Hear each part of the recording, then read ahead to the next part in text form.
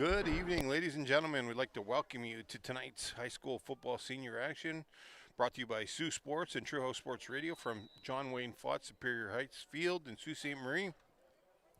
Brought to you by Saultsports TV. Tonight's game features the Superior Heights Steelhawks against the Korah Colts in senior action. All right, folks. Korah Colts undefeated on the season. We are underway. Superior Heights with 2 wins, and we're underway. Nice strong run back here by Max Schillingford all the way to the 50-yard line. So start the game by Superior Heights can't ask for a better start than that. Ray Baswell here on the play-by-play. And I got the very talented Mr. Jonathan Bujold with me this evening on the color commentary. We got Chris Carr, the superstar, rock star, playing with the camera, and Jay House back in studios. JB, what's your expectation for tonight? Well, anyone who was here for our game earlier today, similar type of script. Both teams know what position they're going to finish in when it comes to playoff seeding. So it's just working on some stuff for the playoffs here, trying to sharpen up their game. Maybe some blocking assignments to clean up, some coverage assignments, but probably not too much excitement, just more so playing football and trying to get better at your assignment here today. Yeah, so it looks like, as usual, Superior Heights has Dake Gauthier back, outstanding athlete at quarterback. Oh, bit of a snap issue, and Korah all over that. You know, I don't know what's going on with Superior Heights Center, but he's just been struggling this year, and I imagine it's just some mechanics that need to be worked on, but unfortunately he was unable to bring that in, and Miguel Bedard in there. You know what, that young man's come a long way, and I'm super proud of him. I was able to coach him when he first started at Korah in grade 9, and you know, he just worked his way into a starting role here with the Korah team, and I understand he's going to go to Sioux College next year, so hats off to him. Second down and 11. Dake Gauthier back in the and handoff, quick handoff here. I think that handoff was to number 9, Max Schillingford, or Ty Russian. Was it one of the two? Can't see the number. He's kind of turning. It's usually Ty Russian there at halfback, so I think that's who had the ball there. Superior Heights in a it was Ty, yep. Deep hole there on second down, unfortunately, though. That's what happens when you have a miscue from your snap. You end up playing from behind. In senior football, it's 3 downs. So out of turns here, Superior Heights will have to send it away. Yeah, Mr. Everything for the Superior Heights, Dake Gauthier, back punting.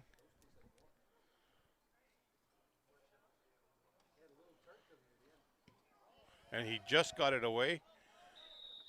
Peyton Melchiori in there almost got a hand on it. And unfortunately for Superior Heights, that ball really didn't get very far. So looks like they're marking it around the 41-yard line. So Korah will be getting some great field position to start this their first series on offense. And we're going to get that wing tee offense as everybody's accustomed to. So expect great things from this running game from Korah. Yeah, and that the feature position of that run game is Nathan Gazzetti. For anyone who's local, you're probably familiar with his name now. He might not play a whole lot today. The last few games, he's only gotten a couple of carries that ended up being touchdowns and putting the backups in early. So we'll see if that's the case today. Caleb Thibodeau with the behind center in a huge run. And it looks like referee Fitzpatrick saw something that I didn't. Thibodeau goes down. The ball came out. And Superior Heights looks like they've recovered it, so it's going to depend on the penalty. 35 yards, the ball is fumbled and recovered by Superior Heights. What a package to come out with. I don't know if Zane's resting today or, of course, making a conscious effort to give him a break and try to see what they can do with Caleb Thibodeau as a Wildcat quarterback. Don't be fooled, though. We saw it last week against White Pines. Caleb Thibodeau will step back and throw. They have a package in there for him to step back in the pocket. We'll see what the penalty is. 100%, but Caleb looked like he was shot out of a cannon there. He was moving, but I still haven't got the tech. It looks like it was a hold against Korah. The penalty is declined, and because of the fumble, Superior Heights look like they're going to take over the ball around the 24-yard line. So early turnover that Superior Heights needs to see if they can capitalize on. That doesn't happen too often with Tom Annett's group over there at Korah. Well, and you think about the reality of that, too. Caleb Thibodeau is they're banging in the trenches type of guy who's going to be in traffic, taking on linebackers. He's used to a lot of contact and securing the ball. This time it's out in open space on an 80-yard run where he ends up getting it torn out of his arms. So. Yeah, credit to the defender for making the play on the ball there. So Looks like they're just getting the sticks reestablished. Got a new group for this evening's stick group. So referee Condit in charge this evening as head referee.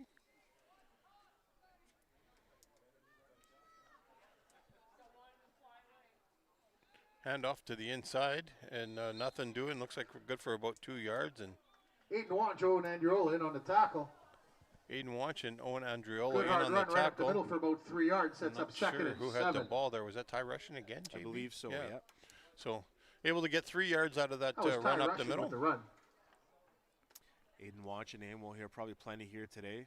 Really starting to grow into his own as a star in this league. Still just in grade 11. He has a pretty bright high school football future here in Sault Ste. Marie. Yeah, you really see him a lot this summer over the SaberCat program, and he was really having a great year for them. Dake Goche with the Goche looking downfield.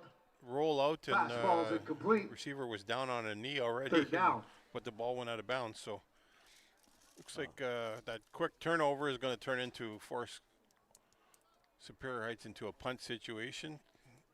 Yeah, I don't see what Superior Heights decides to do with the offense here today. Last week we saw them get a little more diverse with their quarterback situation, having Dake Goche go to receiver a few times and Wooten come in at quarterback. We'll see if that becomes a package to expect here today as well. Yeah, Dake Goche back to punt, and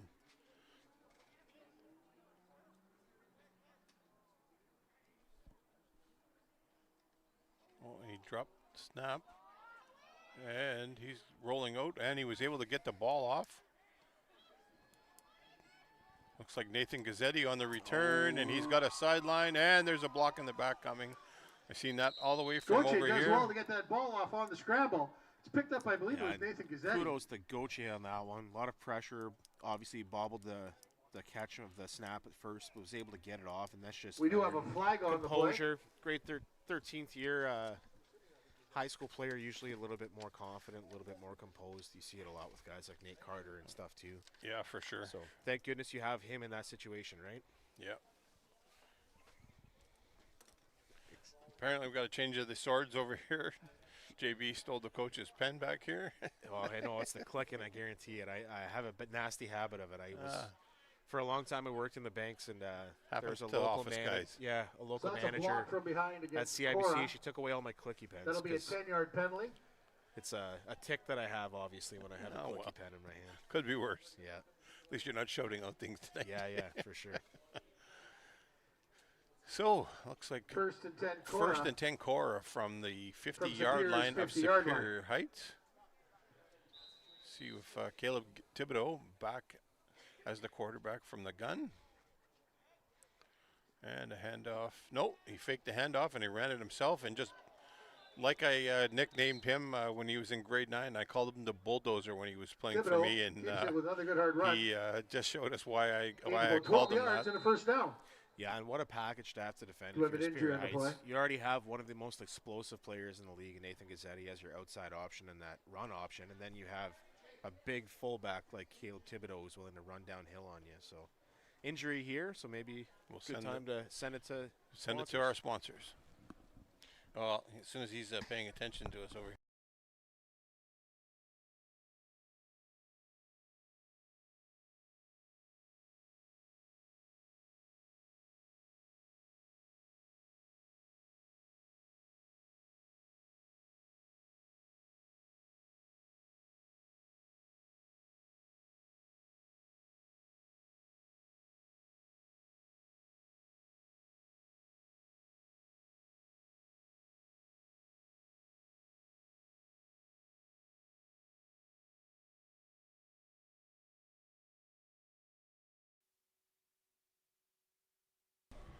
And we're back under the Superior Heights defender who had a pretty good collision there with Caleb Thibodeau. Was helped. Looked like he rolled a bit of an ankle, so he hobbled off the field. And we're back first down for the Korah Colts at the 38-yard line of Superior Heights.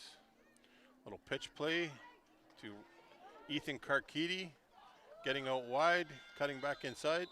Pitch to the outside And to Carchidi. He He steps stepped out of bounds. bounds, so it's going to, after a first down, it looks like. So it'll be referee Bishop marking him at the 20. After about 11, 12-yard gain, first down 6-yard line, Korah. it looks like. So Yeah, nice little quick toss to Ethan Carchidi, but what a block by Spencer Hedrick on the pull there, too. Just absolutely took that guy away on the edge.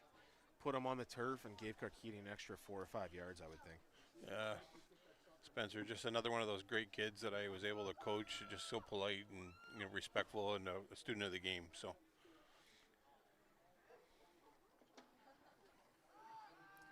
Nathan Gazzetti getting out wide, and he is gone, folks. He's in the touchdown. Korah Gazzetti takes it 26 well, yards. Look, we're really privileged right now as a football community to be seeing this kid come up through our system, but at some point you just have to wonder if a kid's just too good for a loop. I mean, he's barely gotten to play the last couple of games because he's just so dominant. You give him 4 or 5 touches, 3 touchdowns it seems. Was one of the top 20 high school sprinters in the province last year in grade 11. Broke Alonzo's Clark at 100-meter dash record here in the city in his 11th year. So super athlete, no doubt a special future. It's you don't want to undermine what he's doing though, and get fatigue from it because it's just so dominant. It's hard to not get a little fatigue from it. Yeah, it's and the scary part is he can come back one more year. He can come back next year if he wants to. But such an elite speed that that's something you can't teach, and quality kid though, super polite, great parents, and just one of those all-around kids you don't mind talking to and spending extra time with. 8 minutes remaining in the first quarter. Yeah, no doubt. Comes from a good sports family, a couple of great parents, raised some very polite and well-behaved young men. The thing I love about Gazzetti as a football player too is as the years have gone on, he's not just a fast running back. He's worked on his lower leg strength, his core strength. He's worked on bouncing off tackles. He really runs through contact now, so he's just become such a complete back when it comes to running the ball. It's really impressive to watch what he's become here in the local loop. Yeah, it'll be interesting to see what happens in his future. There's a couple of elite players on both teams here, obviously. Dake Goche, he's committed to the Sioux College program next year, and Nathan still has another year of eligibility. Whether he comes back at 13 is to be probably undecided as of yet. But once those players leave, we're going to have to see who the next group of players coming up is going to be able to step up and fill that star role for this league because, there's a lot of good players out there, but the elite players like this don't come around too often. So, yeah, and I hope people in the local loop really don't get that fatigue with Nathan because we really are watching one of the special players to come through Sault Ste. Marie, and he deserves the praise and accolades for what he's doing. So it's Koski to kick off. Koski here to kick off, a little chip shot. And it's going to get out of bounds, so it didn't quite work out. Short kick. Try to get it in the flats. It bounces out of bounds. We have flag thrown, so obviously it's kicked out of bounds. Superior Heights is going to get the added bonus onto where the ball landed, and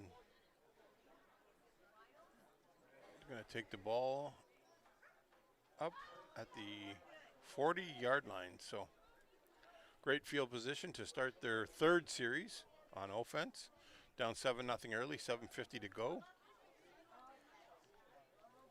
We'll see what Superior Heights has dialed up here. We mentioned earlier, we're probably not going to see too much new stuff here today. There's no point in putting it on film when the seeding is already decided, but at the same time, you want to start to develop some chemistry with your offense, start to show signs of improvement, and we'll see if that's the case here today.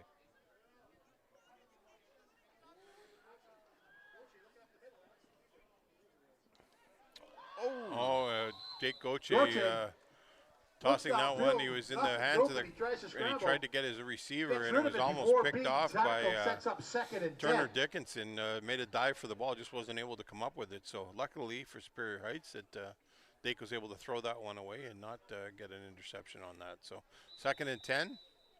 Yeah, lucky break for Goche there. Anytime you hit one of the Dickinson boys in the hands, it's going to usually be a turnover the other way. So fortunate bounce there off the turf.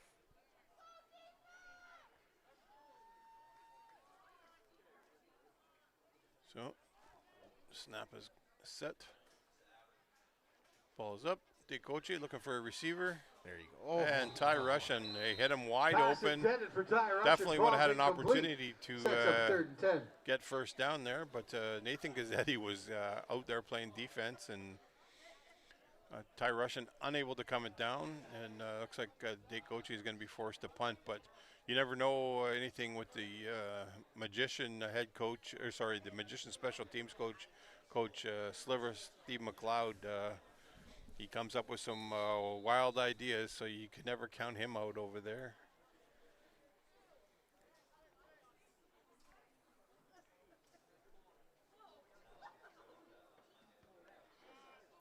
And Dake kicks that one out. Nothing doing that. They're going to kick the ball to Gazzetti. So Kick goes out of bounds. that ball went out of bounds somewhere around the 50-yard line, I would assume. 54-yard line, it looks like. So a net of about 13 yards. Not exactly what I'm sure Dake was trying to do, but nonetheless, there is no run back on that, and Korah will get the So ball. instead of 1st and 10 Korah, they're spotting at at the the 54-yard line. So 1 yard beyond center. Ultimately, I think that's Coach Slivers playing there on special teams. Just don't put the ball in Gazzetti's hands. I think that the instruction probably was to kick it out of bounds. Hopefully, maybe get a little more yardage next time. But also, a thing to keep in mind, there was a couple of blocked punts last week, and Spear Heights was definitely one of the victims of that. It's been close here today. We'll see if that's an issue moving forward. Gazzetti with the ball here.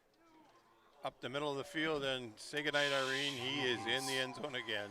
It's not supposed to look that easy, Coach, but he's just such a fast athlete, and he doesn't slow down when he changes direction or cuts. He's just such an elite running back, and you run out of things to say about him because he's so dominant. And I hope people from out of town are watching and realizing this high school loop is one of the best in the province, and this player is making it look easy up here. Yeah, he is just a phenomenal athlete, and you know, I don't know what the future holds for him, but I'd sure like to see him at the next level and see what he can do against, you know, some more talent in the province at the university level, because he certainly has the ability. I can't see him not succeeding with that speed. So. Flag on the play, kick is up and good. Looked like Superior Heights jumped into the neutral zone, but the kick was good. I'm sure that referee Condon is now going over the options for with the Korah team. So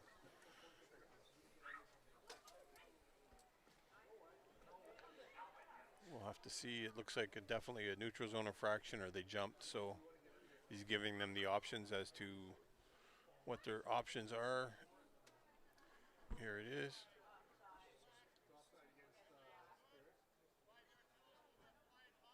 So they're going to take the 5-yard penalty on the kickoff. Spear Heights, it's offside. It'll be a 5-yard penalty and applied on the kickoff. Korah off to an early 14-0 lead here with 6:35 to go in the first quarter. And we'll see how much more run Korah gives Gazzetti, like we said. Because of his dominance, he doesn't usually get a whole lot of carries throughout the game. But Korah will probably see they can get a little comfortable lead and then let some others get some opportunities there. They certainly did that last week, and they have utilized a plethora of running backs in that system. And, you know, Karkides back there, and I think I've seen quite a few others. You know, Thibodeau and A.J. Cachamilio running the ball last week, and I think even Commissar, they gave him a run last week. So this is their senior giveaway night, so this is the last game for some of these seniors, and he's going to probably try and get some of them, knowing Tom. He's going to try and get some of those senior players that have made the 5-year commitment to some time with the ball, and, you know, give them that memory to take back with themselves. So, yeah, no doubt. You'll probably see grade 11 Peyton Melchiori in there mixed a bit too, but as you mentioned, I forgot about Peyton. So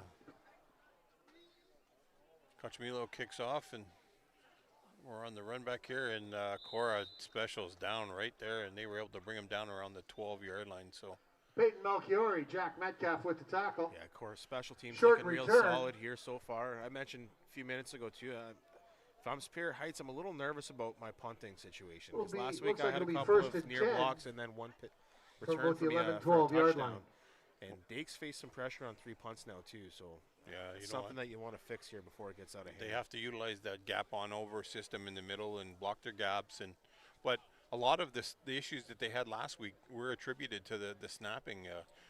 Numerous snaps were in Dake's ankles, and then a couple over his head. You know, it's just unfortunate that the center's unable to get those snaps where they need to. So hopefully they worked on that in practice. It hasn't been a factor yet, but we'll see where they can go. First down, Superior Heights. Dake back to pass. Oh, and that looked like a fumble.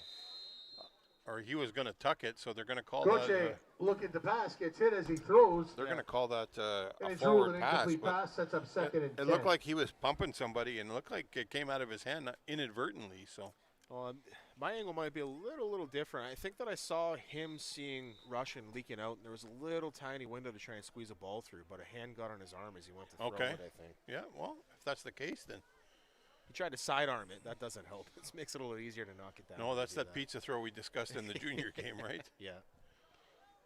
So, 2nd down and 10. Dake rolling out. Looking to. Goche scrambles, elects to keep it. He's hit by Credit to the Korah. That was a coverage sack, in my opinion. It wasn't a sack, but he got 2 yards. That was a coverage issue, and there is a flag on the play, so I'm willing to bet that this is going to be something around the objectionable conduct. Was in there also. Referee Hazelton, somebody must have had something to say, and Hazelton was all over that. And, you know, it's good that they're getting a focus on this early in the game, if that's the course, just to negate some of the immaturity sometimes that happens. So objectionable conduct is the call. I'm just trying to see who it's against.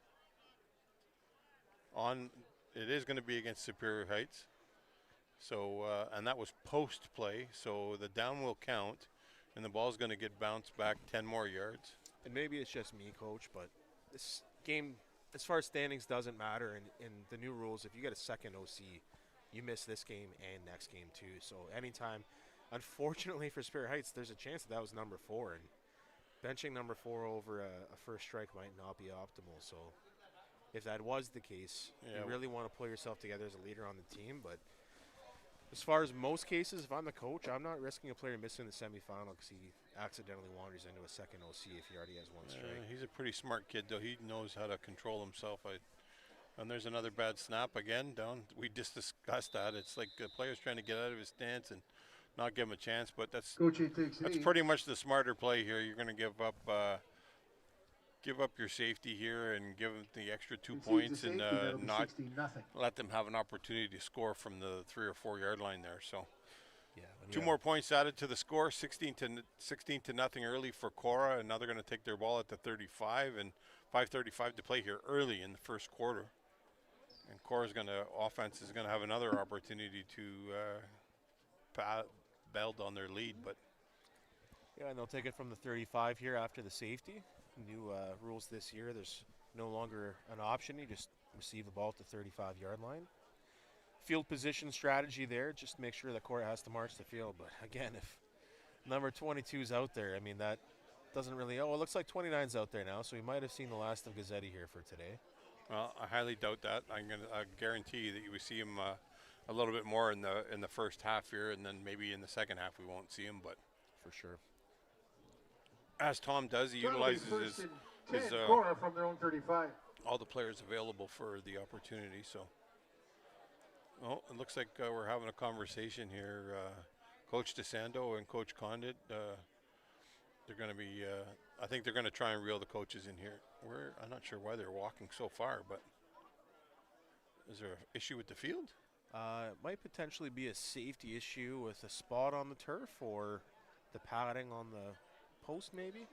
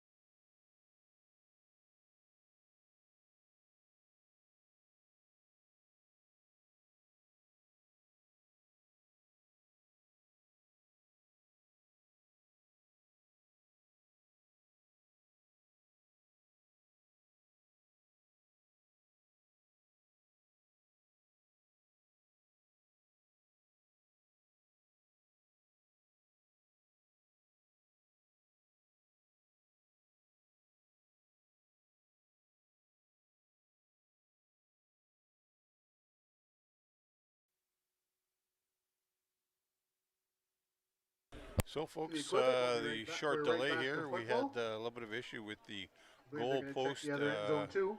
Somewhere around the base of the goal post. I'm not sure if the turf was coming up or if there was an issue with the way the base of the post is set up in order to keep it in line so nobody gets injured. So looks like they're doing the same thing with the other end and getting it fixed up. So Yeah, they're doing the other post now, so I assume it's something about the anchoring to do with the pads and how they anchor it down on the field. I'm not sure. Not going to lie, that's about one of the few areas in football I have zero expertise on, is how to put the pads on these turf fields. well, I've put them on numerous times. I just, you know, a lot of times there was sandbags in that base just to hold it down and in play, especially when you get inclement weather. But I'm not exactly sure. It's whatever happened. It looks like they're doing the exact same thing on this other end. So Yeah, it could be that the sandbags were on the outside of the bags instead of in the actual padding. I think that might be what they're doing, is loading them in. well, whatever they've done, they've able to fix it, and now we got both goal posts, and we can get back to some high school football here on another great night. We've been really fortunate, and unfortunately, I just got a bad feeling that next week's going to be some lousy weather, because we've been, you know, I think it went to about 18 degrees here this afternoon. This morning was a little cool, but we are back under control, and referee Condon checking with his associates for the game this evening and making sure, and he's going to whistle us in for play. So 5:35, 16-0 Korah. Caleb Thibodeau back in the gun. A little bit of a tough snap there. Peyton Malchiori busting it loose, getting to the outside. And a nice strong Thibodeau hands it off to tackle Malchiori. He's by number 40. bumped out of bounds. Well, whatever 49 is, we don't have him on the thing, so Oh, I got Oliver Oliver Smith with the Smith hit. on mine here. So you got another one? That's a Sorry. first down for Who is Korah. it? No, just tell me the name, JB. That's good. I got another copy here Oh. for you. Oliver Smith was Oliver 49 Smith. there. So, sorry, folks. We're getting all kinds of sheets here, and the numbers are changing. Typically, it doesn't happen as the season goes, but for number 49, Oliver Smith, with the banging Melchiori out of bounds at the 37-yard line. So first down for Caleb Thibodeau back in the gun. There's crisscross counter. There's the there. crisscross that Korah is famous for. A.J. Cochamillo got the second handoff, and he's going to be pretty Cochamillo close to takes it out of the the backfield. first down, maybe a Gets yard close to first down short yard or before awful being brought close, down. depending on the spot. Yeah, and what an embarrassment of riches you have as Korah. Second down. You can give Nathan Gazzetti a breather, and all of a sudden you have Peyton Malchiori come in and rip off a 40-yard run, and then A.J. Cochamillo off that wing, able to just spring for a big play on the reverse. So a lot of talent in that running game down there for the Korah Colts. So Coach Hankinson, actually the offensive coordinator, putting in the play. Caleb Thibodeau. Caleb Thibodeau faked the handoff, and he actually put it in the hands of Peyton Malchiori, whether he was going to hand it off or not. He decided no, and Peyton didn't let go of the ball, and Thibodeau carried him and the ball for a First gain down, of Korah. about 7 yards, and enough for a first down there. So Well, he had a D tackle breakthrough, and I don't think that was who the read was supposed to be, but you have Caleb Thibodeau just improvising on the run. Unfortunately, Malchiori was a victim of his train track. So first down again. Thibodeau up to throw, and he's got a wide open Deep downfield to Ty Krosky, and it's a Ty touchdown. Klosky. well, we talked about it earlier. I know it's easy to think that this is just going to be a wildcat run package when you have Caleb Thibodeau back there, but Coach Hankinson showed last week he has some confidence in Caleb Thibodeau's arm. He threw a few throws last week and can get under it a bit. So here we see a nice little jump ball touchdown for Ty Klosky, and Korah showing off a little bit of the flexibility in their offensive playbook this year. Yeah, it's pretty funny because, you know, the first few years I was over at Korah with Caleb, and he was definitely a running back and had some linebacker, a little bit of line play, but until this year, he got injured last year, and then this year now he's out there tossing the ball around. So maybe he worked on his arm strength. But and it's up and good. Koski's able to add the extra point, so Korah out to a fresh start here, 23 to nothing, with 3 minutes still to go in the first quarter. So. Well, I love that little veer offense that they have. I remember a few years ago they had Michael Nicoletta and Tyler Breeken in the backfield, a package similar to that. Yeah. You had one who was the powerful runner up the middle and the one who could bust it outside for a big play. And bringing that back a bit with Thibodeau, but he's airing it out too. So yeah, those are two of the players I had the pleasure of coaching over at Korah, and actually Michael is my summer student. Comes back the last couple summers and worked for me at Frito-Lay. So his brother on the coaching staff for Korah too, Nick. I see him out there this year. Another tremendous athlete, and talk about a great family. Dom Nicoletta and his wife, just super people, and I actually went to grade school with their Uncle John, who was a star athlete for Korah, a tremendous running back. Reminds me a lot of Nathan Gazzetti. Same type of speed, same ability. John was a little bit bigger than what Gazzetti was, but John was just a tremendous athlete, and he's in the Ottawa. So John, if you're hearing or watching at all some of your old alma mater, they're playing up here tonight. So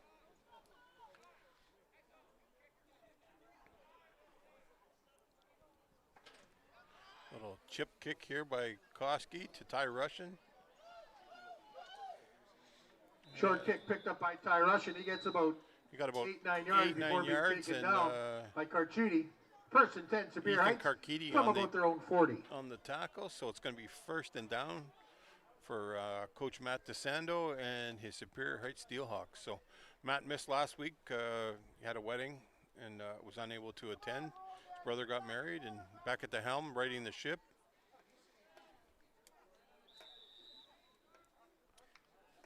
Yeah, you give a little shiver down the spine there when you say someone reminds you of Nathan Gazzetti but bigger. It's a intimidating phrase for an opposing coach. You know what? I'll tell you, if you don't get to see any tape of that, but that's how John ran. John was extremely fast.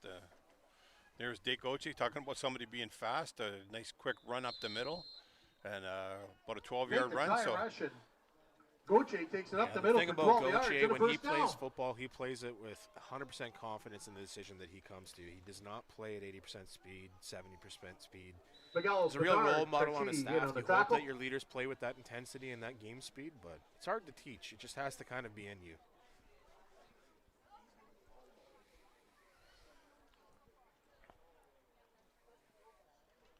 Another quick handoff here up the middle. Looks like Ben Trevisanuk carrying the ball. He's usually another good hard run right up the middle. Bedard again, this time with 82, Michael Maurice. Trevisanuk, good athlete as well, can play on defense for Fair Heights, play on offense. Sets up 2nd and 2 after an 8-yard gain. And I was telling you about John Nicoletta. If you go back in some of the history for track and field and you look at the 100 yards and the 200, John's name was in there a few times. So.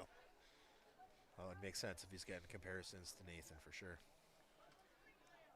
Dake Goche back at 2nd down, rolling out to his left. Korah defenders trying to come up and make the block, and looks like he definitely got enough for first down. So Superior Heights gaining a bit of momentum here. Goche gets around the corner, gets across the 45 for a first down. Coach DeSando riding his workhorse, his everything. I can't say enough about Dake. He's just a tremendous athlete, and even when he plays defense, he just understands the game so well. And obviously from a standout family in the football world here in Sault Ste. Marie, but his dad, terrific football player in his own right, and on the coaching staff. So just well done on this young man's abilities. Quick pitch out to Trevisanuk again. Dancing his way up the field. Beautiful good pitch for to about Trevisanuk. 3 He yards. cuts back in before being tackled.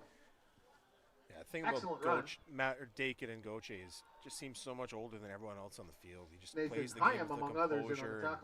It seems like he's played twice as many reps as everyone else. You'd swear that's the case, but 3-yard gain. Could be that pedigree. I was able to play with his dad and his brothers during their Steelers careers too. So I've seen a lot of big plays with Goche name attached to it over the years. Yeah. When he's that little, he was always at every game watching and stuff like that. So just has a knowledge of the game. Just tremendous. He's going to be great for Sioux College next year. But I think he's going to be at the safety position. Yeah. So that one was a little bit inadvertent. Korah It'll set up third down. Sound like they sent a little bit of heat. Nathan Gazzetti in on not giving Goche enough time. So it looks like Coach DeSando leaving his offense on here. And we're going to try and get first down. They're on that side of the field. So 42-yard line. They looks like they need about 7 in order to get a first down. So yeah, a little bit of no man's land here, so you might as well go for it. In the past, they've looked for Drayden Brock here up the seams, and wouldn't hesitate to. Well, they got blockers out in front, and he did not get there. Unfortunately, the blocks didn't set up well, and Korah had that well covered. It gets run.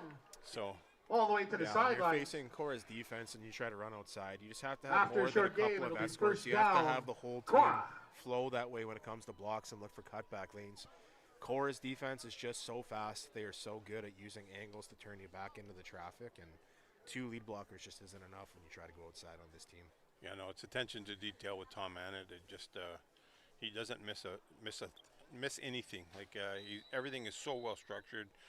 You know, when I coached under Tom over there, everything is meticulously buttoned down, and all his players are always prepared for every given scenario that they have. So this will be the last play of the first quarter. Caleb Thibodeau at quarterback still. A little pitch out here to number 17, Nathan Hyam, and he's got some speed going here. I'm not sure they're going to catch him. He gets to the outside. And he got to the outside, and that's a 67-yard pitch play, and wow, that didn't take long. Hey, you know what? There's so many athletes on this Korah team. Nathan Hyam, another one that comes out. Junior quarterback. He's played a lot of positions for Korah over the years, but he is a tremendous athlete. High sports IQ, not even just football IQ. Comes from another very athletic family as well. I got to say, though, on that play, though, my favorite part is Caleb Thibodeau's pitch form. He throws that pitch like he's mad at the ball when he does it. It's hilarious to watch, but on that play, it sprung his guy for the edge. Koski. Big time. It was almost like a shot put, sort of fast shot put. An angry shot put. I like that. We're going to roll with that one, I think. And the extra point up, Koski smashes it through the uprights. And that's the end of the first quarter. So they're going to flip. So that's the end of the first quarter. So the clock was a little bit ahead on that one. So I think they're going to have to reset the clock for. Yeah, the referee just asked for the reset the clock for 12 minutes. So 30-0 Korah after the first quarter, and like a runaway train, their offense is just sailing down the tracks here, JB. Yeah, and it's a testament to Korah's depth and their preparation and all the talent they have there that's ready to go whenever the opportunity calls. Got off to an early, quick start with a couple of Nathan Gazzetti touchdowns, but you know what? It's more than the Nathan Gazzetti show here at Korah. This team isn't ranked 6th in the province for no reason. They're proven track record. They're being able to develop a lot of talent, a lot of weapons. And it just seems like Tom Annett this year is prepared to open that playbook up much more than he has in the last couple of years, too. And that's a testament to the players he has, really. When you can get more diverse and do more things on offense, that's only possible because of the talent you have on your roster. And those kids deserve a lot of credit, too. 100%. You know, he's got almost 60 kids over there counting on the roster. So they got enough to field almost 3 teams, just shy of 3 teams for you could send out you know, first string, second string, and third string on both offense and defense. So AJ Cochamilo kicks off. Dake Goche, Mr. Everything, running the ball up the middle, and looks like he's brought down right around picked up and returned the 29 to 30 yard line. So Superior Heights going to take over from there. Goche with a nice run back. Yeah, and I mean, you have 2 players in this game who create quite the interesting debate that we almost have every year here in Sault Ste. Marie for the player of the year. Do you make it the most valuable player or the most outstanding player? The current setting says outstanding in our league, unfortunately, but you can make an argument that Dake Goche, as far as an individual player, is right up there in this league as the most valuable. 100%. He's Mr. Everything for them. He's played corner. He's played quarterback. He's played running back. He's played receiver. He does it all, and it's a treat to watch. Really, it is. 11:37 on the clock. Snap up. Take Goche, quick hitch pass out, and looked like he overthrew. Pass falls incomplete. I'm not sure. I can't see that number from way over here again. Yeah. It's those dark numbers on that far side of the field, and just when it hits the light and it hits the silver, it kind of blinds out the numbers. So. Especially when they're standing right under that light post, too. It may have been Max Shellingford over there. You know what, though? It's almost better that does fall incomplete because it looked like it would have been caught behind the line of scrimmage, and you had 21 Jackson Kinnunen coming in hot on that play, too. Second down and 10.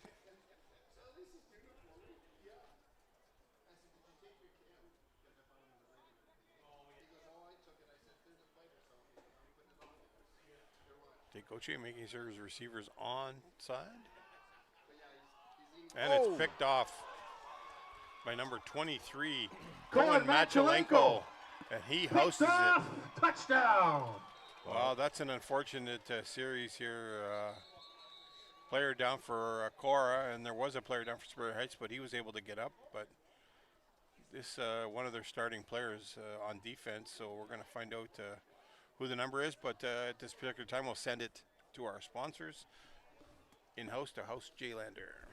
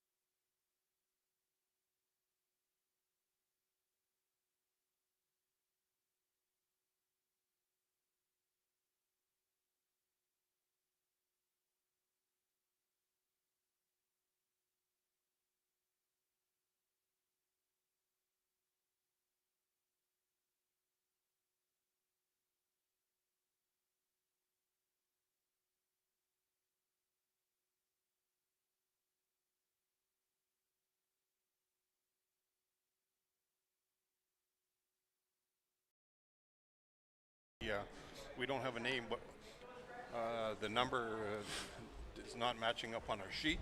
So we're going to have to figure out to attempt the point after. Who went off for Korah, but unfortunately he didn't.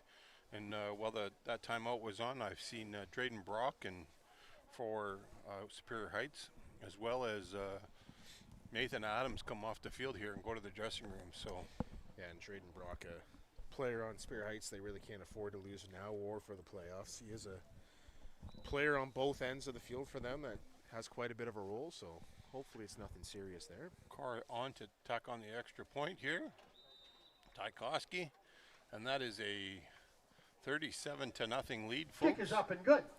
And early on, we're going to get the 35 point differential, which will attribute the game to be run straight time for the balance of the game.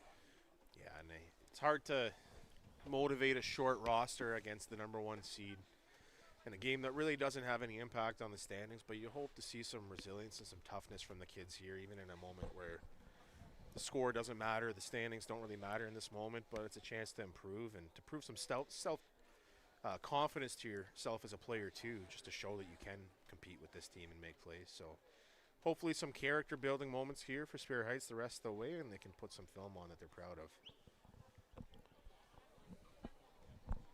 It's tough when you run into a buzzsaw like a Korah program, and you know, we kind of saw this coming after last year. They split the last 2 years to the St. Mary's, and you just know Coach Tom Annett, he's so meticulous about how he prepares, and there was no doubt that last year was going to set a fire under him and some motivation, and you're really seeing that all come together with how this Korah team's put on the 100%. Field. And, you know, Tom starts right from the get-go, and they got that, you know, he's big for a lot of the kids that are over there, and he runs a little bit of a summer weightlifting program similar to what White Pines is doing now.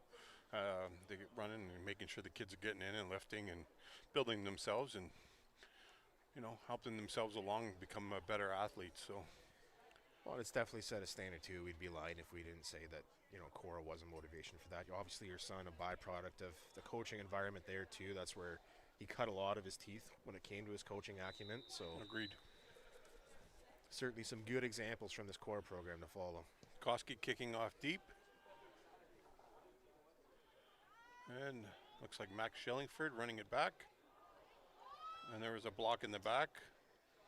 Nice run back. Kind have a couple of flags on the coincidental. The players actually shaking hands. Sorry about that sort of thing. So, yeah, and you know what? It's Kevin Jones there, number 29 on that block, and it's just a good effort. But the problem is after the last few years, that's become an outlawed block just for player safety.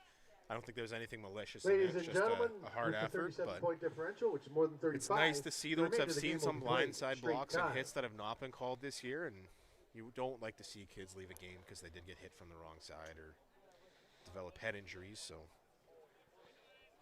I think that's a good call. It's an important call to protect kids these days in the game. 100%. So they finally announced that the 35 point spread in differential has now run straight time. So this game's going to move awful quick, especially with these teams' running game.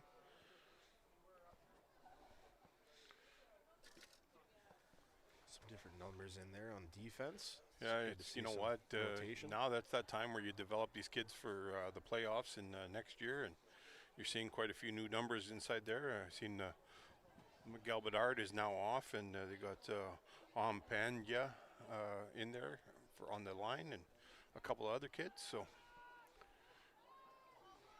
Jake Coche, just a tremendous athlete. He just ran almost 30 yards there. So first down, and he was running over people. Good hard run. I'm excited to see him at Sioux Good College. For about 30 yards and a first down. Know Coach Orzetti a bit, and I think this is the type of player he's looking for. Just someone who loves football, who plays it at 100% speed at all times. Is intelligent with the ball and without it. Has the pedigree for the game too. He's not afraid of football. He embraces it. He embraces the contact. So yeah, it's going to be fun to watch. Yeah, I'm looking forward to get that program and seeing what they can do over there. Hopefully they're able to attract a few more great athletes and see what another decent run straight not sure how their recruiting process is going, but you can bet Paul Orzetti's leaving no stone unturned when he's trying to recruit players to come up here. So yeah, I think that he has a few stops and visits scheduled for next week at practices to see the different high schools. They have a mini camp scheduled for, I believe, the December 8th to 10th weekend. So we'll see some out-of-town talent here for that camp as well. So second down, 8:10 to go. 2nd and 5. Dake Goche back in the gun. Quick handoff to Max Shillingford. Oh my goodness. Handoff to Peyton Russian. Oh, my mistake. Peyton Russian. Number 96 with Johnny Lesnick. Johnny Lesnick with the tackle. One of the biggest hits I've seen this season, and it was kind of one that quieted the crowd a bit because you don't expect to lift a man that size and tackle him. 3rd and 2 for Superior Heights. My mistake here, folks. That was Will Meta with the carry on that one. So. Yeah, Will, another young man who's committed to Sioux College for 2025.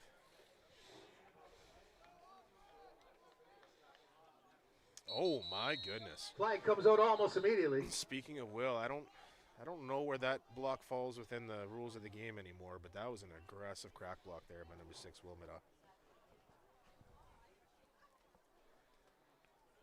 I'm not sure how those rules fall in anymore, Coach. I know that you're supposed to lead with your hands and there's no blindside blocks anymore. Yeah, as long as you can have your hands extended out, I think you're clean on that. But looks like a false start on, or procedure, I guess. I always call it false start.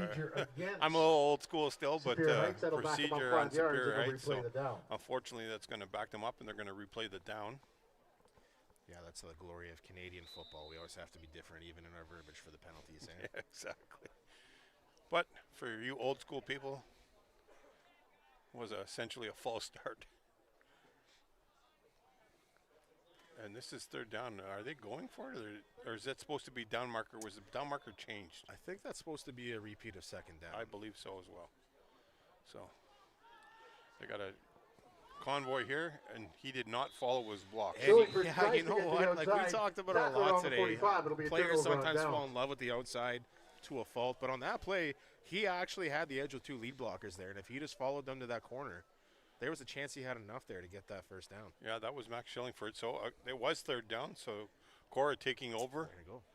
1st down here, and I'm sure you're going to see some rotation of players rolling in here for the Korah offense, and should be interesting if who they have at Q. I don't even see who's there. I'm willing to bet that they still there's roll Thibodeau with rolling out. Yeah, I think that they're saving probably Murdoch either because he's banged up for the playoffs or something along those lines. But I didn't see much of an injury last week unless it happened in practice. But Caleb was on the show for the 2nd half. But again, he's graduating this year, so giving him a lot of playing time. Throws a great rocket out there to number 14, Ethan Carbone. He gets across the I 45, admit, I believe, for 1st down there's yardage. something about the nonchalant style of throw that Peyton Russian, Caleb number Thibodeau 6 on the plays with. tackle. He's thrown the ball a couple of weeks in a row where it just looks like he's just tossing it to his buddy, but he gets some zip and he gets some form on his throw. Yeah. Imagine if he just spent time on his quarterback mechanics, what type of arm he would have. And at the tackle, at the quarterback position. Yeah.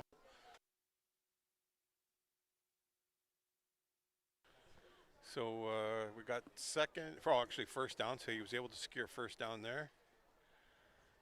And Thibodeau kind of psyched us out on that one. He faked the handoff to Melchiori and slid through and tried to hit one of his receivers on the far side there. It looked like number 24, Charlie McMaster. So I understand Ashton's down on his big poker tournament. So Ash Young, we're up here in the booth. I hope you're a little bit warmer than we are.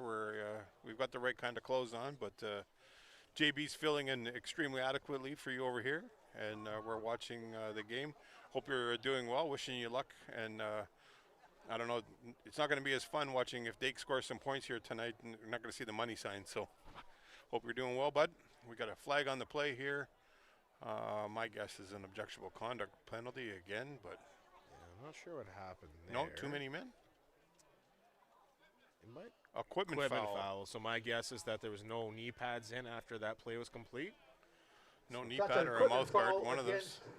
Korah, no knee pads. No, no knee pads.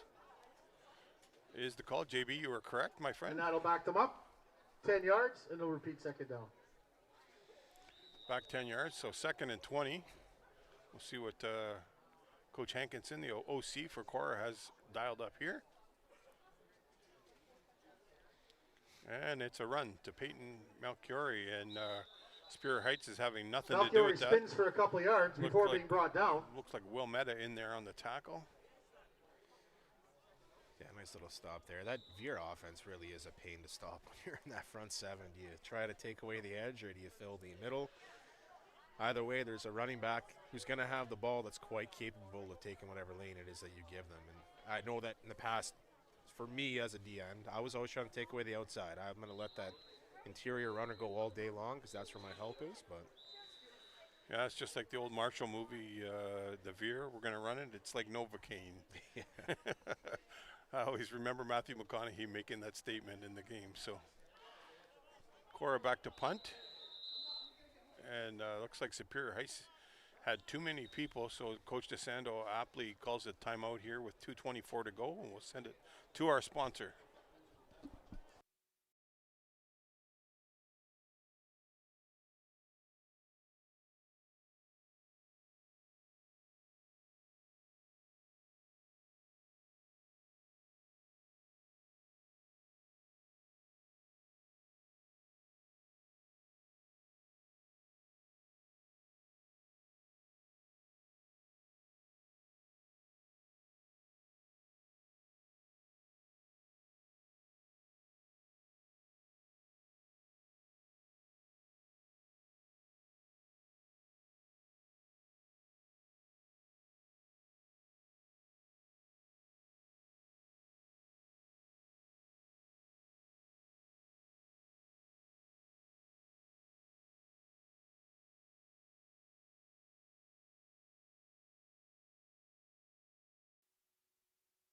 Okay, folks, we're back after that brief timeout. Superior Heights had looked like one extra player on the field, and they were able to catch it. I'm not even sure. I think Dick Gauthier might have actually been the one making the call on that one, but Korah back to punt. And Dick Gauthier able to field it in. And not getting very far, but I'm pretty sure Nice that was catch. Nixon Blair with the kick. So look, I don't want to make this the Dake it in. If I'm Dake, I'm getting right out of there, though. I've already got an OC today. Playoffs coming next week. I'm getting out of there. But yeah, that would be just a terrible way to end his high school career with an OC. We're not positive though that he got the first one. True. Could have been somebody else had something to say down there, but coming back to that special teams play, so you have Nixon Blair who sent that, and it's a sideways turning punt. He got it off the side of his foot, and people who've never returned a punt in their life, they do not understand how hard it is to track that ball and to trap it when it's moving like that through the air. And Dake picked that out from the air using just his hands.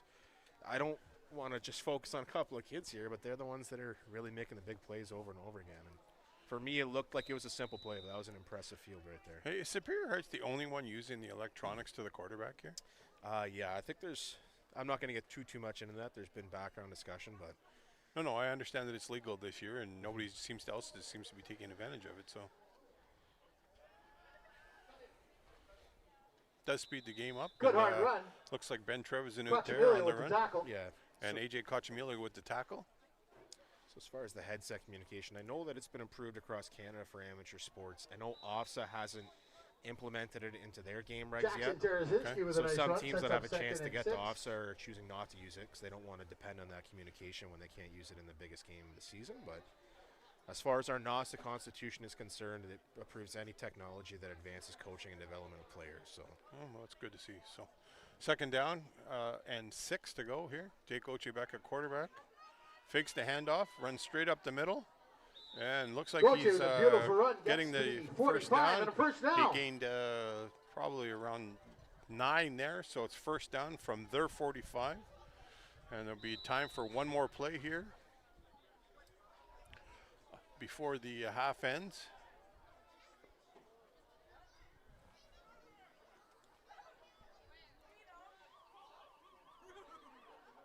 Under center.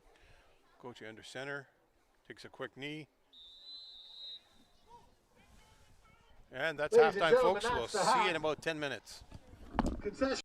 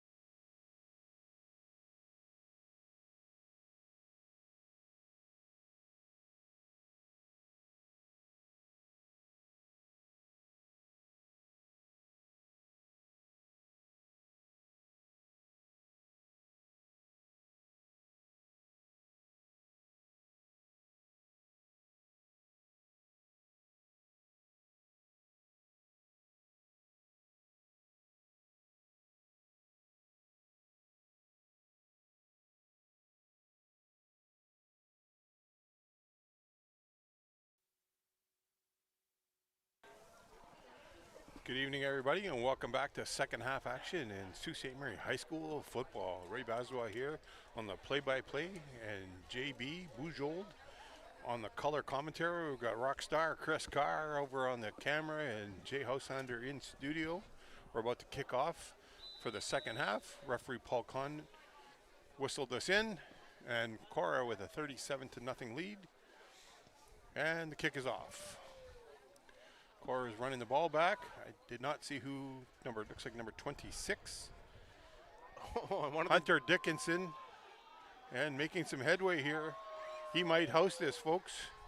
I don't know if Superior Heights is closing it deep. Hunter Dickinson takes it all the way down inside the 5, I believe. Yeah, I think it looks like a referee, Hazelton's got him down around the 2 or 3 yard line, so he almost housed that. And for you folks that weren't around for the first half, it was a pretty dominant first half by the Korah Colts, and they were able to build a 37-point lead. So by a mercy rule, if any team is up by 35 points or more, the clock is straight time. So we're going to be balance of straight time for the second half. And JB, what do you think is going to happen here? Well, I'd like to see some sort of sign from Superior Heights that they're still committed to this game, that they're finishing strong, taking a bit of pride in their performance here at the end. Unfortunately, when you look at this Korah roster, I mean, Hunter Dickinson doing that, just more evidence of the depth on this Korah team, the talent. You know, for Sault Ste. Marie, if you've been around the football community the last 5-6 years, this feels like when you used to look at that old Miami Hurricanes team from the 2000s, and you're looking at all the names you recognize. Korah is just chock full of kids like that. Quick handoff here. And he tripped over the 4-yard line, unfortunately. Looks like Parker Rushton. Yeah, Parker Rushton had a touchdown line up for him there. The offensive line hit their spots. The outside edge is kicked out. Just unfortunately was tackled by the turf monster there at about the 3-yard mark. Yeah, it looks like Nathan Hyam is the quarterback starting the second half here. So no sign of Zane Murdoch. Maybe they're holding him out to make sure he's ready. And Caleb Tibble did a bang-up job for the Korah Colts the first half. So second down from the 2-yard line. And another handoff here. And he won. Touchdown. The turf monster did not get Parker Rushton that time, folks. He was able to walk in untouched. And Korah adding to the lead. Up 43, awaiting the convert from, I imagine, Ty Koski. Well, if you're Parker, that's your OC looking out for you there. Doesn't want to punish you for missing your chance before, so he goes back to you and make sure you get that chance. Nice little cut up field, and that's all you ask for. And I mean, 2 plays in a row, that little buck sweep was perfect. Parker Rushton on the board. Yeah, we talk about the depth of this organization, though. I mean, like, Hunter Dickinson is not on the mark to be returning kicks most days of the week.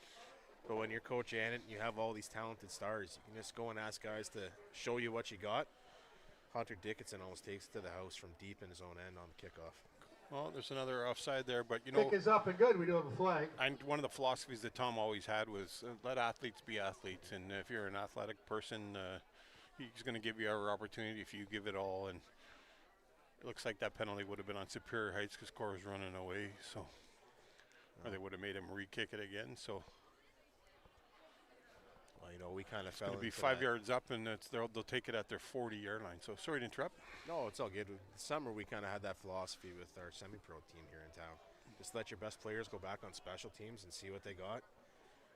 First play of the summer, or first kickoff of the second half this summer, Mike Reed takes it to the house. And it's just, you never know when you have talented players on your team. Let them go do their thing. Obviously, the Dickinsons are no stranger to us in the football community. We've seen them coming for a long time, but usually known for ball hawking DBs. Hunter takes one almost to the house, sets up an easy touchdown for Parker Rushton. So, looks like 12 people on the field here for Superior Heights. So, they got the numbers right this time. Korah going to be kicking off, and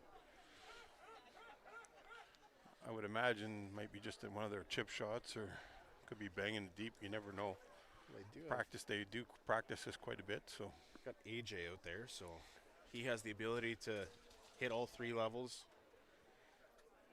Try and keep it in bounds this time. The last time they tried to chip it into that soft spot on the second level, it bounced out. But it looks like Superior Heights inviting them to kick to those second level sideline spots again. Well, they were up, giving them a little bit of a shenanigans, as my son likes to call it, and little chip shot again. Oh, that's a live ball. Oh, and the ball bounces. Number 14 for Korah, Ethan Carbone, trying to get up and run with the ball after catching it with his knees on the ground. So in Canadian football, folks, if it's when you're on your knee, it's blown dead. So yeah, and even just that's the type of stuff that as a coach, I'm hoping Spear Heights can respond better from that. Now you're pinned deep in your own space on 2 separate special teams plays. You're just looking for some character, some proof that they want it still, and that they're not going to, pack it in. Just some fight. So after initial bobble, so Korah comes unfortunately, up to the ball. Superior Heights was unable to secure the ball, and Korah picked it up 10. on the scrum afterwards. So Korah with the ball again, and it looks like Nathan Hyam will be the quarterback here in the second half. Peyton Melchiori in the backfield along with AJ Cochamilio. And Hyam, no stranger to being a quarterback, was the junior quarterback for a couple of years down for Marco Bernabucci, so comfortable in that spot, no doubt. And he's rolling out. Looks like he's going to tuck this one, and he got in. Hyam rolls out, keeps it for the touchdown. I don't think that was the intended play, but that was the intended result. So clock ticking down at the 6 mark. Korah adding another touchdown here, and that's going to make it 50-0 with the extra point still mitigating. Ty Koski will come on to try the extra.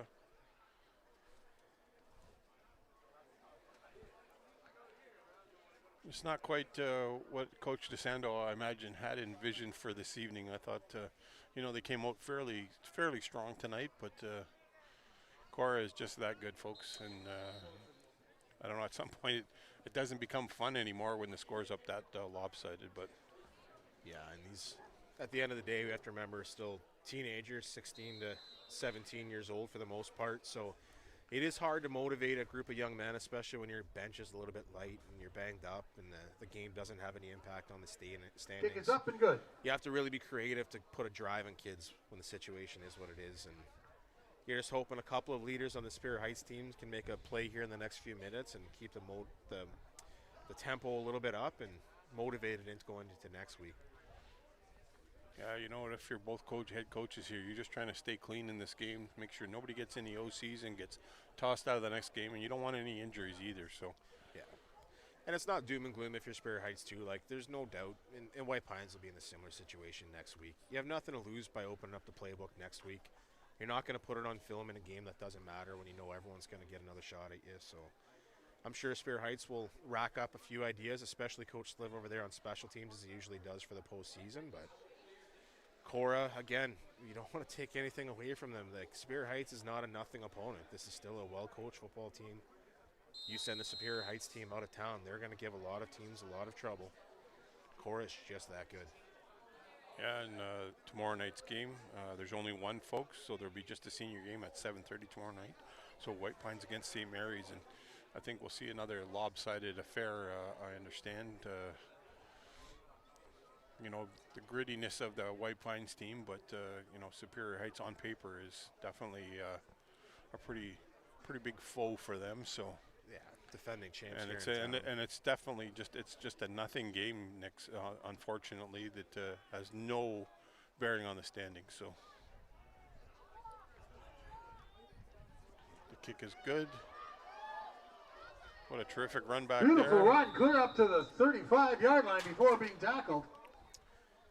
Trying to see the number there. Is that 17? 87. 87. Tarasinski with an excellent run. Jackson Jasinski with a terrace. Did I say Terensky? that right? Tarasinski? Tarasinski. A new name? Maybe one we get used to hearing for the next little bit? No, he made a few plays last week. We did say his name, but we're going to go with that until somebody corrects us. Sure. So great run back anyways to the 35. Yeah, and tomorrow's game too, like St. Mary's defending champions in this loop, ranked 21st in the province still. Certainly an elite program too. Korah has elevated themselves a bit here this year, so the regular season has made it seem a bit lopsided in that rivalry, but I'm sure we'll have a great city final once again if those two teams find each other. Another fumble. Oh, and it's still bouncing around. Yeah. Wow, you know what? I said the same thing last week. Ball's fumbled and Superior recovered Heights by just the had Colts. no ball luck at all. And there's another example.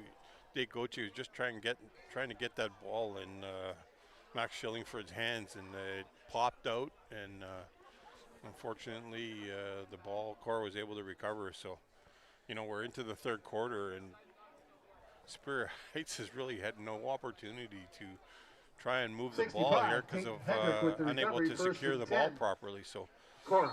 Again, here we're going to see Korah here on offense. Yeah, and they're not even sure who's coming on the field here. I know they're trying to make some substitutions, but yeah, this is one of those moments where if you're on Superior Heights side, and I've heard your son say this a few times too, I love this phrase in football when it's going like this. So what, now what? Yeah. Like the last couple plays haven't gone your way. Game's not over yet. You got to fight through, try to make some plays, try to stand tall as best you can. Scoreline doesn't impact how the season ends or what comes next, so just play with a little bit of pride. Yeah, and looks like they're not letting the timeout actually stop them. They're going to keep the clock going. And looks like we've had a little bit of switcheroo here on the referees, and they're going to get referee Hazelton some work at head referee. So great to see the referees actually developing the referees. That's kind of cool. I don't know if I've seen that a whole lot in the loop in the years I past. can honestly say that that's the first time I've seen that other than an injury happen. So hey, you know what? Today's game was an opportunity to develop for players, maybe some young coordinators getting their first chance. And here today, Coach Hazelton wearing that white cap. Yeah, you know what? Hazelton. And you could probably maybe see that tomorrow night, leading some other opportunities, because that game, it's a matchup nonetheless, but it's not a game changer by any means. So 43 seconds to go here in the third quarter. Caleb Thibodeau back at quarterback. The Hyam quarterback thing was over, so.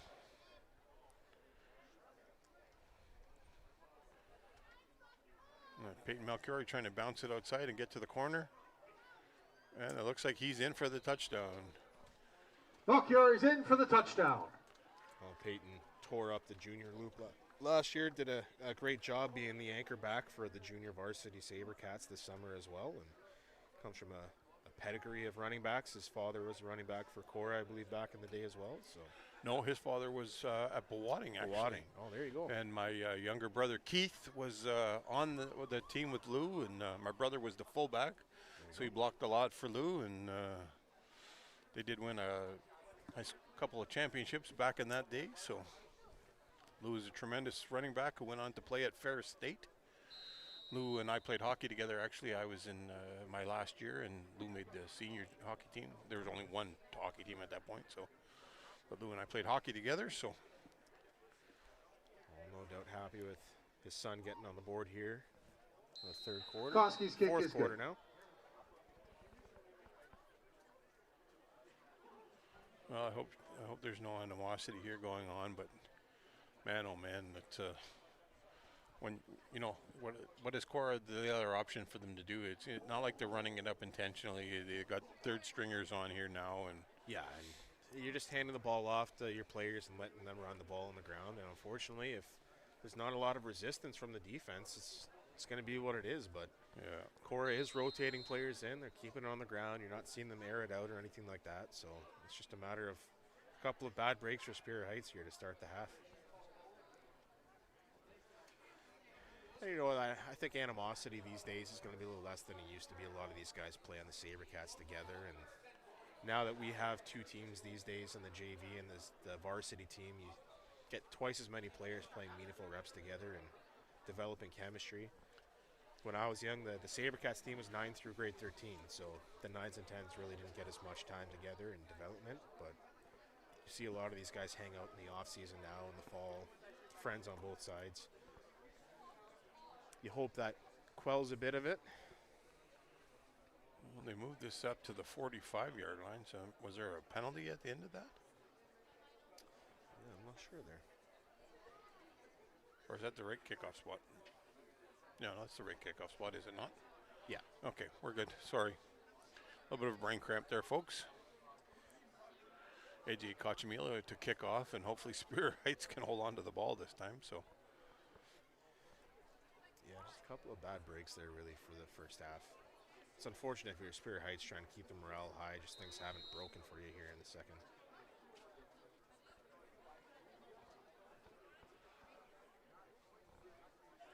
Korah getting ready to kick the ball off here and getting players into right spots. Little chip shot kick. Oh no, and another recovery on the kickoff by the Korah Colts here. Unfortunately, Dake Goche was unable to hold that one in there. It was kind of a short pooch kick, and I don't know. As an announcer, it kind of gets tough to motivate after a 58-0 score, and they recover three consecutive kickoffs. First and 10. Well, the one positive for Spear Heights here is it really seems like they're getting everybody in now, and chances for everyone to be on the field and get some reps. Yeah, and you know what? They're really giving Korah no excuses to empty that bench and get every player on the field some significant playing time. We'll see who's coming on here as pivot. I think there's even some uncertainty from the Korah coaching staff who they're going to send out, but it looks like it's going to be Caleb Thibodeau. Well, they're going to have somebody under quarterback that actually understands what's going on. So Thibodeau taking his time here. Looks like he's got the Bono walk, taking his time. The play's whistled in. So.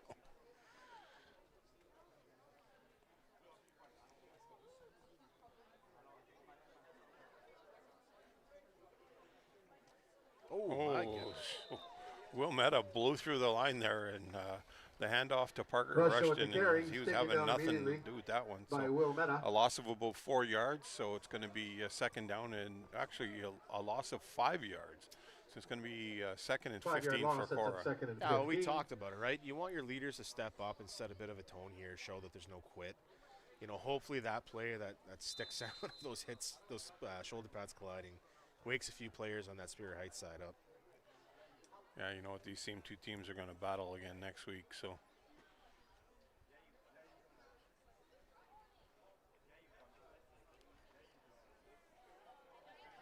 Thibodeau's pass intended for number 16, Max Patacchio. Actually, I think Spear Heights got St. Mary's out of next bounds, week, incomplete, sets up third down. 2-3 would be St. Mary's and Spear Heights, I think. My mistake, sorry. But nonetheless, yeah, you still need to get your teammates up a bit. That game's going to be no slouch of a game either, and you know, St. Mary's themselves have a bit of a chip on their shoulder. Defending champs have been beaten by Korah twice here in the regular season. They're no doubt focused and ready for this playoff run as well. So. Yeah, you know what? They're going to get a few players back who have been out for by injury and one suspension. So they will definitely have something to prove. Timeout is called. I'm surprised they're not running the clock here, but we'll send this to our sponsor in-house and give us a couple of second break here.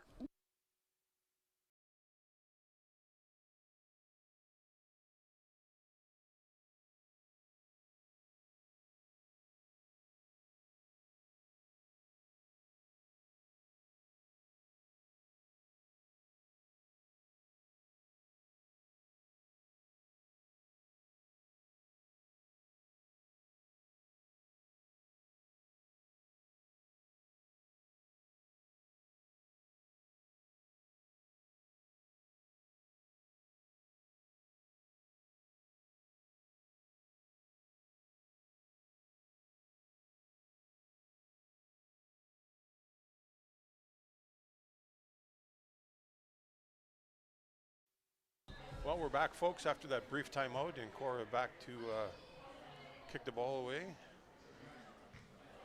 Nixon Blair pounded to Dake Goche, and that one's not fumbled, folks. He's trying to get wide here. Korah defenders trying to chase him down, and they're able to pull him down right around the... Goche picks up the ball. He's tracked down from behind, tackle after a short return. Short return there. The ball is going to be placed somewhere between the 10 and 15-yard line.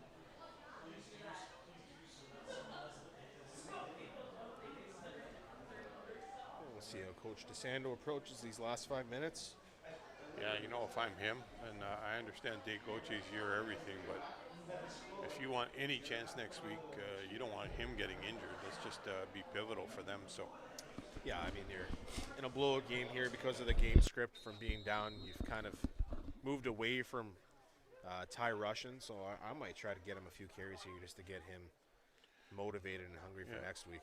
Realistically, here we got just under 5 minutes to go. So just want to hand this ball off and keep your quarterback clean and not injured. So. Oh, I guess I'm crazy. So Dave Goche, another first down, another strong run right up the middle. Gets up to the 30 for a first down. He's a warrior, and it's tough to keep him down, but I don't know. I'm not in big agreement of that philosophy, and I understand it's his, potentially his second last high school game, but you want to play, and, it's tough not to give a kid that wants to stay in the game and play every down. So yeah, no doubt. And if I know him and I know the Goche pedigree, there was probably discussion on the sideline about shutting them down, and it was probably not a unanimous agreement. So. Oh, they've got a quick handoff here. Number 87. I'm not sure what the flag was for, but Tarazinski with a beautiful run gets chance clear. They call it on Ty Russian here for getting two hands on the back of a we do have a flag on the play, but it would have been well after a first down. Yeah, for sure. So is that a point of foul spot? There's an illegal block in the back based on what I'm seeing from referee Corelli. Referee Fitzpatrick made the call, but we got the signal there. So referee Hazelton.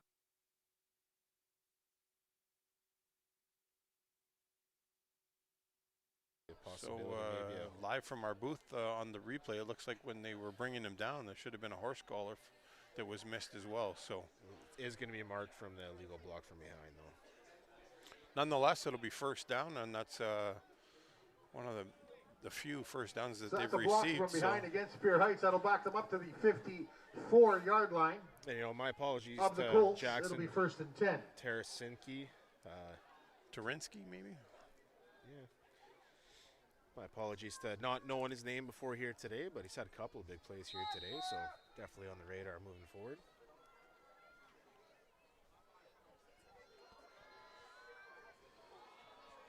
Throws it up. Oh, great ball there by Dake Goche in trying to hit number 22 for Superior Heights. Braden McLeod. Braden McLeod falls incomplete. I think he and Willamette Meta, their routes were starting to wander into each other, and they weren't really sure who was going to be going for the ball there when they locked eye contact, and I think that delay caused the incompletion. Yeah, it looked like Will Meta there was running up the seam, and Dake Goche was trying to hit. Definitely, he just may have he had him breaking, but unfortunately unable to bring it down, and we just hit the 2-minute mark here, folks. And it's second down and 10.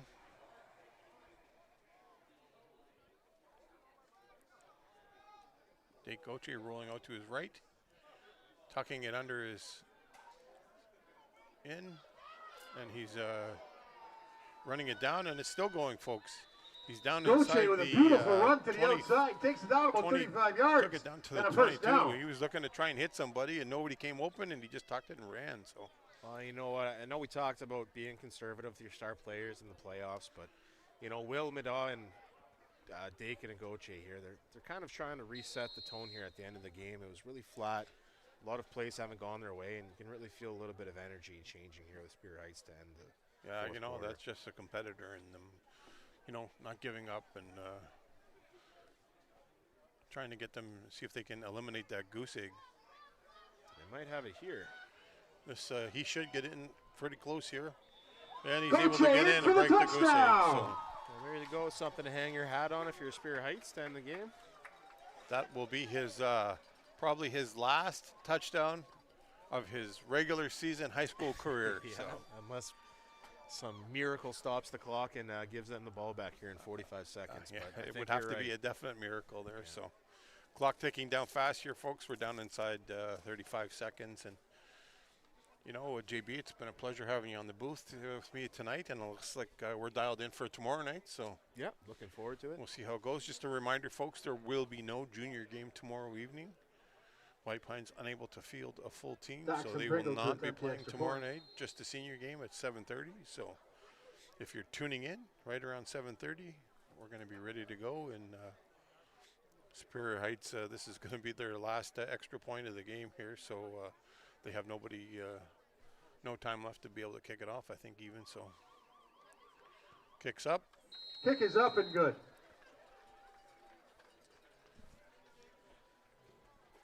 And looks like that's going to be the game, folks.